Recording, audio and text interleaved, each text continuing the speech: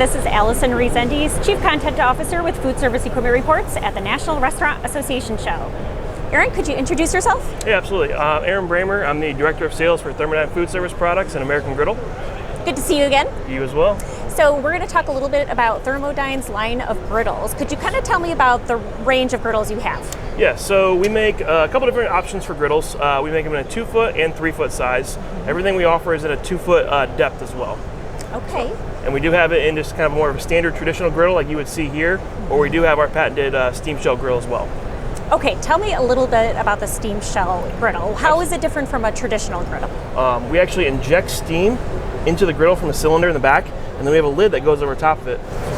So Aaron, could you tell me a little bit about why an operator would want a lid, a Steam Shell lid? Yeah, so a lid is going to be great if the restaurant or food service vendor of any kind, whether it's a hospital, nursing home, schools, when they're making the same product over and over again, that Steam Shell lid is going to be able to let them sear from the bottom while steaming from the top, and it's going to increase productivity while decreasing cook times. Okay, and why would an operator want to opt for a high performance unit?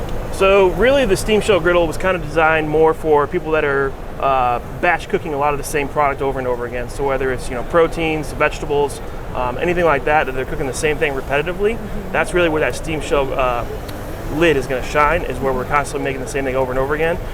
It can be a little bit of a disadvantage if you're trying to make multiple things at once, like if you're trying to make pancakes, eggs, bacon, all that kind of thing. That's not really what it's ideally for. Ideally, it's kind of more for when you're making the same product over and over again. Aaron, thank you so much for your time. I hope you have a great show. You too. Thank you so much for stopping by.